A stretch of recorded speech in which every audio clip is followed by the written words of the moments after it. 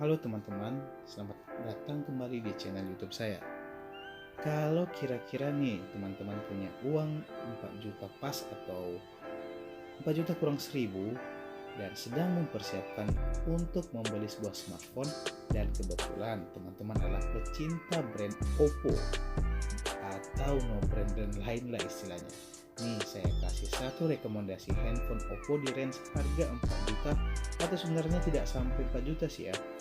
Ini 4 juta masih kurang 1000 atau masih kembali 1000, yaitu 3.099.000 rupiah. Nah, handphonenya adalah Oppo A92.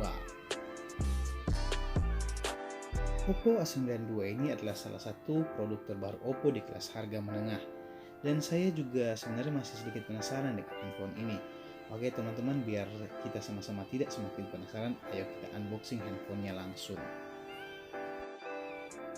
Nah teman-teman, di paket pembelian ini kita coba cek kita dapat apa saja nih. Di sini ada buku panduan beserta kartu garansi dari Oppo A92 ini. Kemudian di sini juga ada SIM ejector ya, SIM ejectornya, dan kemudian kita mendapatkan bonus satu buah soft case berwarna bening. Kemudian ada unit smartphone A92-nya. Di plastiknya ini kita bisa lihat keterangannya teman-teman. Kapasitas RAM dan memorinya 8/28. Kemudian resolusi displaynya 1080, kamera utamanya 48 megapiksel dan 5000 mAh untuk baterainya. Kemudian di sini ada kabel USB Type-C, handsfree, dan kemudian kepala chargers dengan kapasitas 18 watt.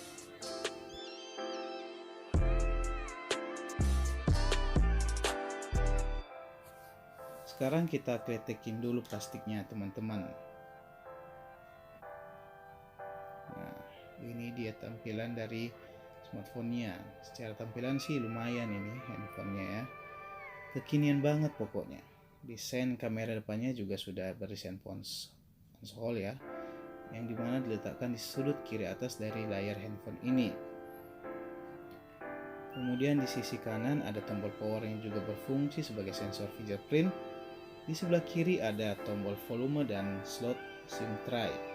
Bagian belakang ada 4 buah kamera serta tulisan Oppo, dan di sisi bawah ada jack audio port, charger, mic, dan speakernya.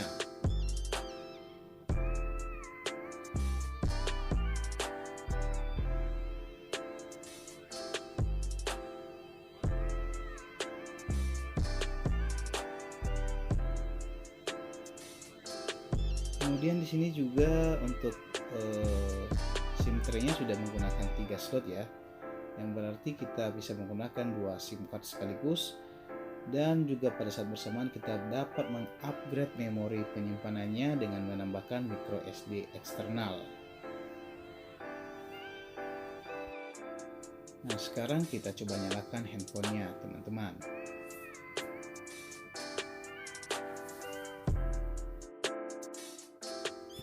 Ini dia tampilan dari handphonenya.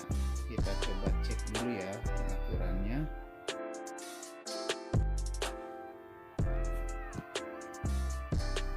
Oke, nama perangkat Oppo A92, versi Color OS-nya versi 7 ya. Prosesornya menggunakan Qualcomm Snapdragon 665 dengan kapasitas RAM 8GB. Kemudian untuk memori internalnya 128 GB.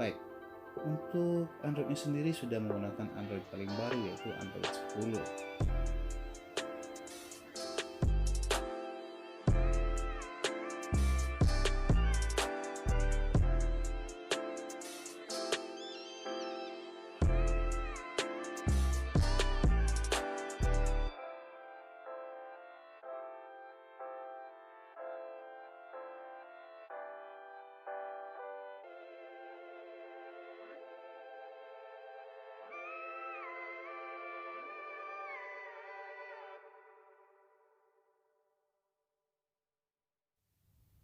Untuk layar dari handphone ini berukuran 6,5 inci dan menggunakan panel IPS untuk layarnya.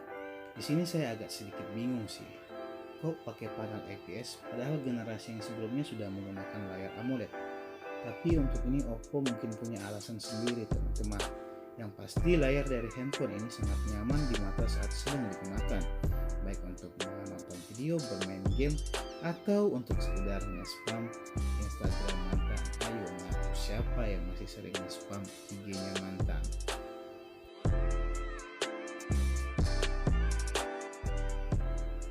Untuk segi desainnya sendiri menurut saya sudah sangat kekinian.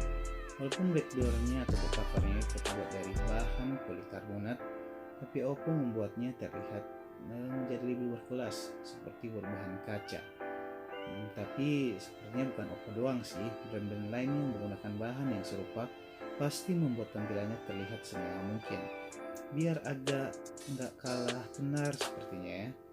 Nah, desainnya yang mewah juga didukung dengan model kamera yang diposisikan sesuai dengan desain yang sedang ngetrend saat ini. Tapi ada satu nih yang bikin kurang nyaman. Gara-gara terlalu glowing dan berkilau, berkilau ya. Sidik jari saya gampang sekali tercetak di back covernya ini. Apalagi tangan saya sering basah. Jadi intensitas sidik jari saya di sini sangat banyak jadinya.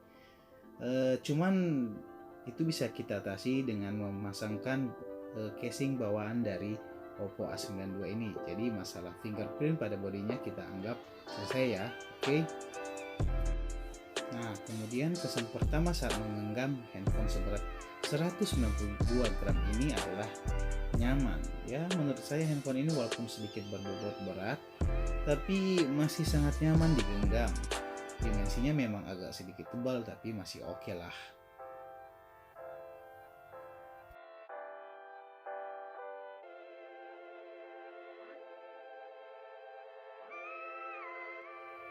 Untuk baterainya memiliki kapasitas 5000 mAh. Ini sih menurut saya bukan sekedar cukup lagi, tapi dengan kapasitas seperti ini menurut saya sudah sangat bisa mengakomodir penggunaan handphone ini untuk dijadikan sebagai daily driver kita ya teman-teman.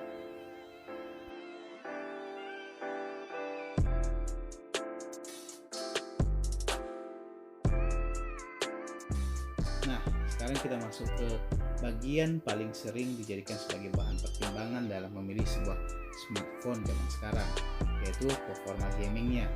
Walaupun bukan handphone berlabel gaming, tapi nggak afdol kalau kita tidak coba kemampuan gamingnya. Di handphone ini ada aplikasi Game Space yang kegunaan dan fungsinya kurang lebih sama seperti aplikasi-aplikasi game bawaan pada handphone sejenis, yaitu untuk memaksimalkan kemampuan kita bermain game pada handphone ini atau mengurangi gangguan-gangguan yang datang dari luar saat kita bermain game. Nah, di sini saya mencoba bermain PUBG Mobile dan Mobile Legends. Pada game Mobile Legends fiksi bisa berjalan tanpa gangguan. Kita juga sudah bermain pada grafik tertingginya. Nah, kemudian pada PUBG juga masih oke. Namun untuk grafiknya hanya sampai di smooth height. Ya cukup lah ya. Intinya game PUBG Mobile masih bisa dimainkan dengan aman dan nyaman di handphone ini. Walaupun grafiknya hanya sampai di high saja, tidak sampai ultra ataupun ekstrim.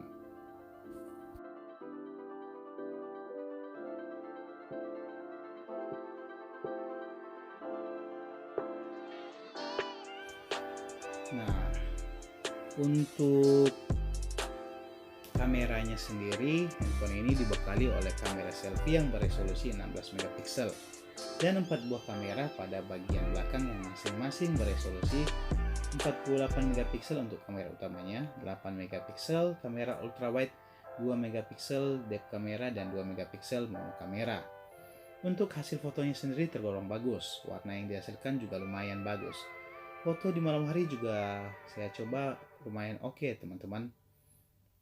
Kemudian untuk videonya sendiri bisa merekam sampai dengan resolusi 4K.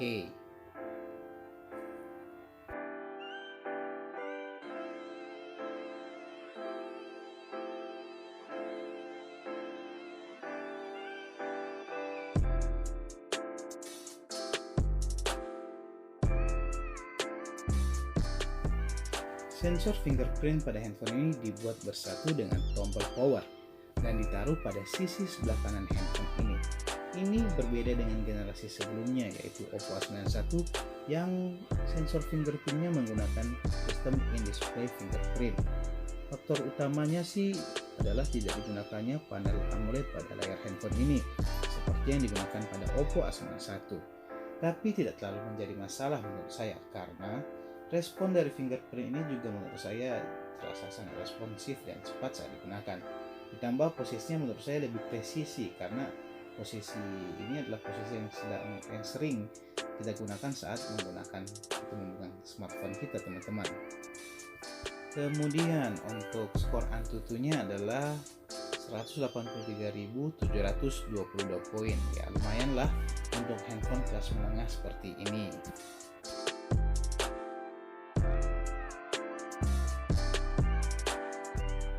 Nah, teman-teman, menurut saya handphone ini bisa jadi salah satu rekomendasi untuk dijadikan sebagai daily driver kita, melihat dari spek jeroannya sampai ke kapasitas baterainya. Walaupun kalau kita coba bandingkan handphone ini dengan handphone lain dari brand sebelah dengan range harga yang sama, saya jamin banyak yang speknya di atas handphone ini, baik dari chipset yang digunakan, panel layar yang digunakan, maupun refresh rate yang ditawarkan. Namun saya tetap merekomendasikan Oppo A92 ini untuk menjadi salah satu pilihan. Ya, intinya di harga kurang dari 4 juta, Oppo telah memberi apa yang seharusnya kita dapatkan dengan harga yang sudah kita bayarkan tersebut. Jadi intinya semua kembali ke selera dan kebutuhan teman-teman ya.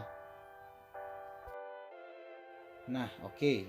Demikian unboxing dan sedikit review Oppo A92 dari saya. Semoga video ini bermanfaat untuk teman-teman, dan jangan lupa untuk dukung terus channel saya ya. Sampai jumpa di video saya selanjutnya.